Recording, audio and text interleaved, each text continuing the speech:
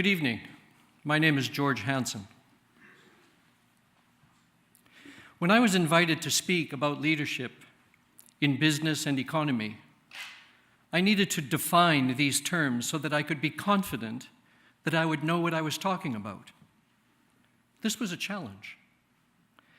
As a young man, I was sure that I knew everything. But at this stage of life, I've determined that the only thing I know for sure is that I don't know anything for sure. And I'm not entirely sure I know that for sure. The economy is a system for exchange of goods and services, and business is the practice of making one's living by engaging in commerce. That was easy. Now, what is leadership? And what does leadership look like in the practice of exchanging goods and services? The verb to lead comes from Old English, meaning to guide. And the Latin word duc means to lead. It's the origin of duke and duchess, aristocratic leaders, as well as duct, as in aqueduct, which leads water, and abduct, to lead away, product, conduct, deduct, and even educate. Thus, a business and economic leader guides the exchange of goods and services, and such a leader produces, introduces, conducts, and educates. My father was born 106 years ago to New England dairy farmers. Their lifestyle, common at the time, was without running water, electricity, telephone, central heating, or automobiles. We talk of the disruptive economy, meaning Amazon and Uber and artificial intelligence, etc. But how disruptive were the technologies that replaced kerosene and candles, that replaced horses and oxen, replaced craftsmen with machines?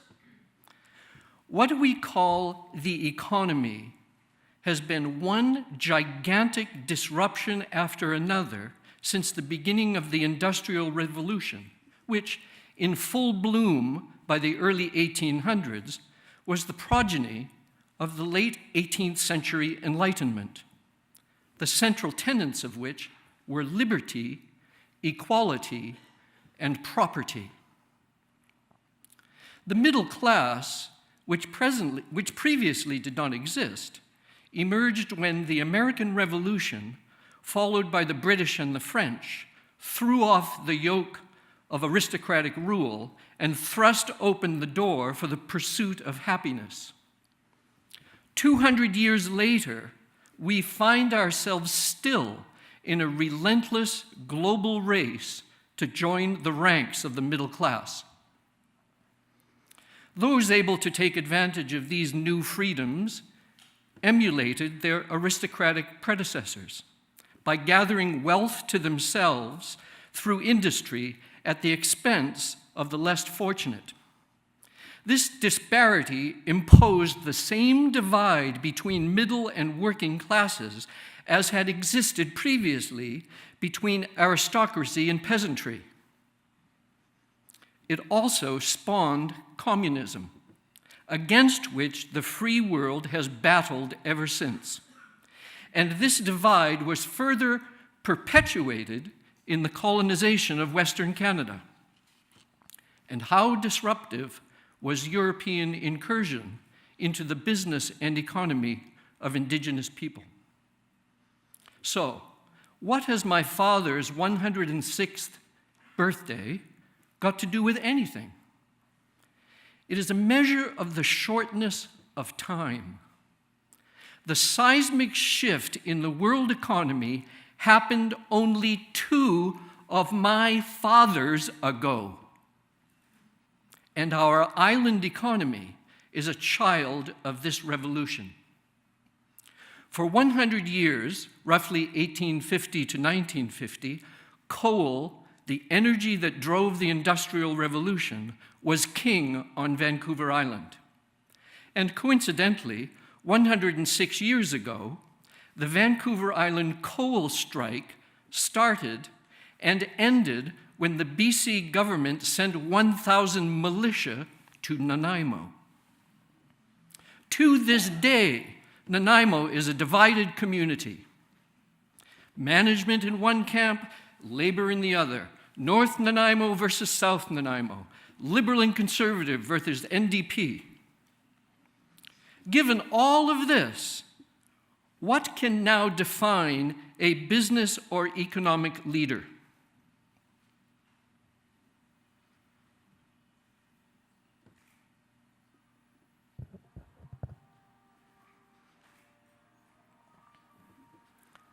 In a word, balance.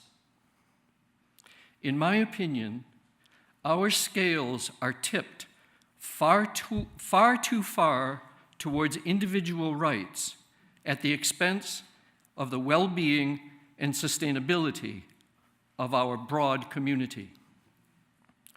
And what does business and economic leadership look like? It looks like the governor of the Bank of England warning companies with big carbon footprints to come clean about their exposure to global warming risks. It looks like Ralph Nielsen of Vancouver Island University leading the way for foster children to receive post-secondary education. It looks like Nanaimo business icon Tom Harris, who died suddenly this summer, lending his passion and influence to community causes throughout his career. It looks like Tim Mitten at Big O Tires, whose commitment to fair exchange of value inspires customer loyalty. It looks like any and all efforts to build collaboration with open acknowledgement that together we are better. Walrus Talks expresses an objective in relationship to the 150th anniversary of Canada. We desire a better country. We live in one of the cleanest, safest, most prosperous places in the world. How could it be better? It can be better with more leaders who recognize that healthy community is foundational to economic prosperity, and that we simply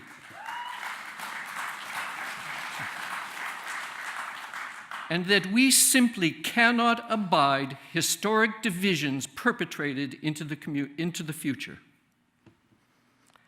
I challenge the people of Nanaimo, and I challenge the people of Vancouver Island, right and left, north and south, management and labor, young and old, Indigenous or not, to drop tired attitudes inherited from revolution and from both sides of the colonial experience, so that we can forge a new future, a better community, a better country.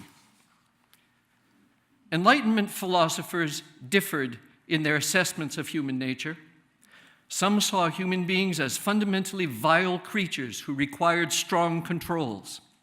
Some saw humans as fundamentally pure, who could live in harmony if given freedom. History has since shown us that we are neither completely vile nor pure. The challenge of leadership is to grapple with the perpetual paradox. The brass ring for which we reach is the fine balance between the rights of the individual and the good of the whole. Thank you.